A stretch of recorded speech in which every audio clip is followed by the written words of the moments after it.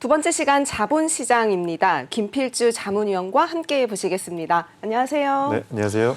네, 오늘은 그 자본시장에 좀 색다른 역방향으로 가는 또 기업이 있죠. 여태까지는 뭐 굴뚝사업, 제조업에서 뭐 바이오 산업이라든가 게임 산업이라든가 뭐 네. 새로운 신산업을 받아들이는 또 회사들이 많았는데 네. 이번 회사 같은 경우는 거꾸로 회사의 실적을 올리기 위해서 네. 굴뚝업으로 또 가시는 또 네. 기업들이 있다고요? 예, 맞습니다. 베노홀딩스 예. 어떤 회사인가요? 예, 베너홀딩스는 인터넷 솔루션 개발과 그리고 게임 개발, 그리고 서비스 사업을 지속적으로 진행하면서 성장해온 회사입니다. 2012년부터 웹게임, 그다음에 모바일 게임을 퍼블리싱을 적극적으로 했던 회사인데요.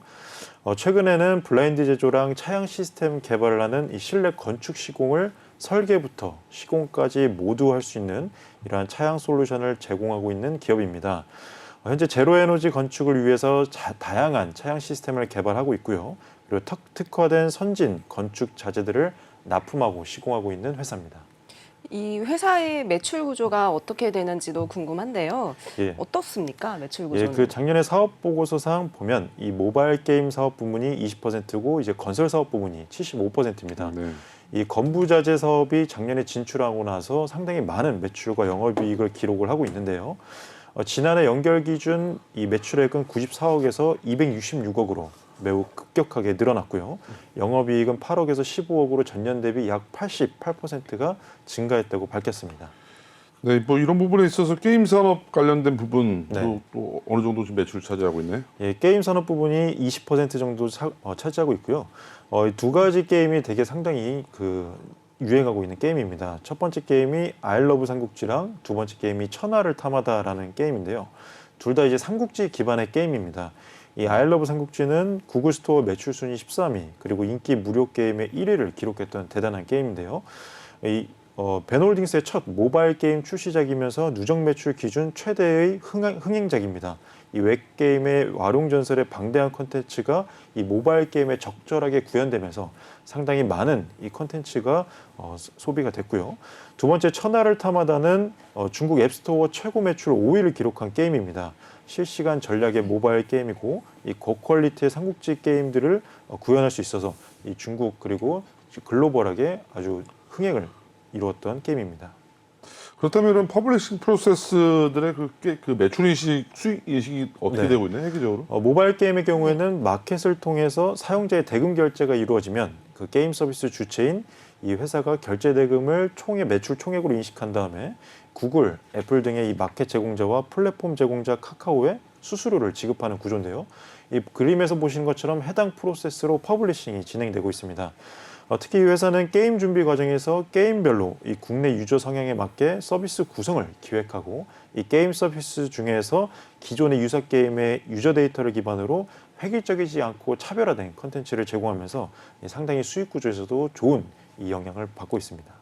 좀 전에 건설 사업 부분도 언급을 해주셨는데 네. 이 건설 사업 부분도 어떤 건부자재 부분이지? 사업이죠? 예, 건부자재 건부자재 사업인데 사업. 이제 사업 보고서에는 건설 사업으로 이제 기재가 되어 있습니다. 네.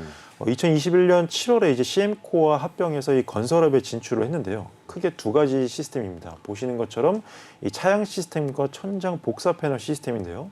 이 차양 시스템은 건물 외부에다가 태양열을 실내로 들어오기 전에 한번 차단하는 구조입니다.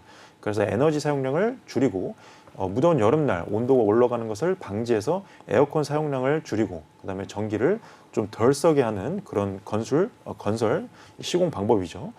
일사에너지를 근본적으로 차단하기 위해서는 이 외부에 차양막을 설치하는 것이 가장 이상적이기 때문에 유럽이나 미국에서 많이 사용되고 있는 시공 방법입니다. 두 번째로 오른편에 보이시는 이 천장 복사 패널 시스템인데요. 복사 패널 등을 이용해서 이 복사열과 이로 인한 대류 효과를 이용해서 냉난방 시스템을 이용하는 겁니다. 기존의 대류 방식의 냉난방기를 사용하지 않아서 쾌적하게 공간을 유지하고 냉난방 온도 조절 그리고 습도 조절을 자동적으로 할 수 있기 때문에 이 복사 패널을 개발해서 현재 SGS 시험 기간을 통해서 내진 테스트 인증까지 통과를 한 제품입니다. 신규 지금 건부자재 사업도 진행하고 있다고 알고 있습니다. 어떤 예. 게 있을까요? 국내 최초로 도입된 이 복사 냉난방 시스템이 네이버의 이 제245개 시공이 돼서 냉난방 에너지 절감의 효과적인 사례로 각광을 받고 있습니다. 이 대한민국 복사 냉난방 시장에서 유일하게 제조 시공업체로 시장을 선점하면서 현재 매출 증대가 예상이 되고 있습니다.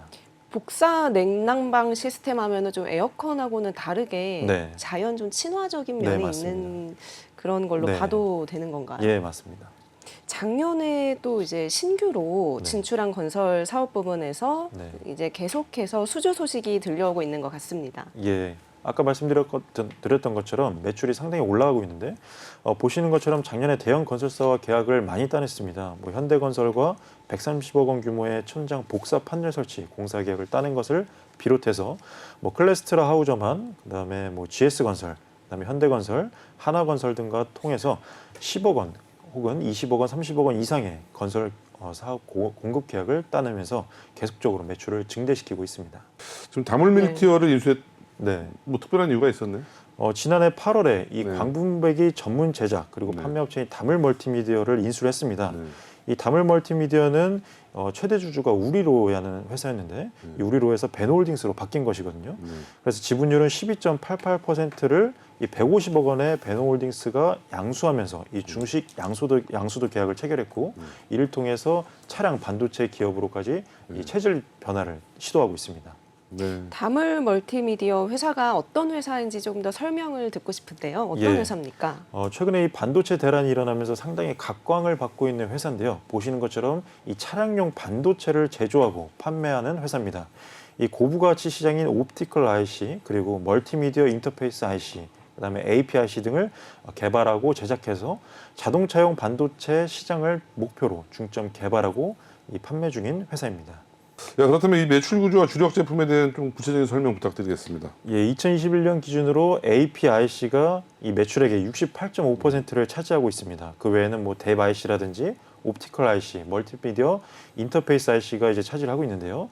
이 매출의 대부분을 차지하는 이 APIC란 스마트폰, 뭐 태블릿 PC나 모바일 게임기, 디스플레이 기기 등에서 컴퓨터의 CPU와 같은 연상과 멀티미디어 같은 이 핵심 기능을 담당하는 시스템 반도체입니다. 한마디로 우리가 스마트폰을 차량과 연결해서 핸드폰의 기능을 이 차량에서 구현하는 반도체라고 보시면 됩니다. 이 스마트폰과 헤드 유닛의 연동을 통해서 통화는 물론 음악이라든지 인터넷 라디오, 각종 앱들을 우리가 차량에서 구현하는 데 이 반도체의 도움을 받을 수 있는 겁니다. 그렇다면은 지금 주요 고객군은 어떻게 됩니까? 예, 많은 이 제조업체들이 원가 경쟁력을 이유로 현재 중국에 제조 공장을 두고 있는데요. 이 회사의 반도체 제품 역시 최종 수요자는 이 오디오 등 제조업체가 많이 위치한 중국입니다. 따라서 이 당사의 멀티미디어 반도체가 1차적으로는 중국이나 대만에 위치한 이 다양한 반도체 대리점이나 솔루션 업체들을 통해서 판매를 되고 있습니다. 네, 최근 반도체 공급난 지속됐죠? 네, 네. 맞습니다. 앞으로도 뭐 미치는 영향이 많을 것 같은데 어떨 것 같으세요? 예, 그 자동차 산업군의 수요가 상당히 증가하면서 현재 이 당사의 단기 매출액도 상당히 높아지고 있는데요. 전기 매출액 대비 약 30%가 증가했습니다. 그리고 세계 반도체 시장 통계 기구를 통해서 보면 이 현재 반도체 시장 전망은 2022년 반도체 규모가 약 전년 대비 8.8% 증가해서 553억 달러 그리고 내년에는 597억 달러에 달할 것으로 예측을 하고 있습니다. 이러한 흐름에 따라서 이 다물 멀티미디어도 실적 또한 앞으로 상당히 개선될 것으로 보입니다. 네. 그 지난해 신규 투자를 위해서 또 상당히 많은 실탄도 확보를 했죠? 예, 맞습니다. 지난해 운영 자금을 조달하기 위해서 약 120억 원 규모의 3자 배정 유상증자를 했는데요. 이때 베노홀딩스도 참가를 하면서 이 소식이 전해지면서 상한가를 기록하기도 했습니다. 네. 이 당시에 120억 원 규모의 베노홀딩스, 라미쿠스, 뭐 산미 이런 다양한 기업들이 투자 유치를 하면서 3자 배정 유상증자에 참여를 했습니다.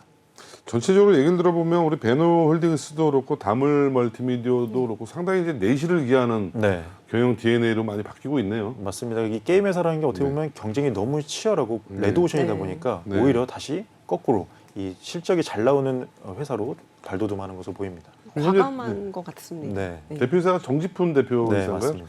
이분이 원래 핵회사 출신이신데 네. 상당히 그 경영이라든가 맞습니다. 뭐 내부 안살림이라든가 이런 탁월한 그 또 내공이 있으신 분으로 네. 제가 이게 기억을 하고 있는데 예, 앞으로도 회사가 상당히 많이 도약 발전을 할 것 같네. 네, 맞습니다. 네, 앞으로도 추가적인 계속 뭐 좋은 소식이 있으면 전해주시기 바라겠습니다. 네, 알겠습니다. 또 다음 주에 뵙겠습니다. 지금까지 수데이 김필주 자문위원이었습니다. 다음 주에 뵙겠습니다. 네, 감사합니다.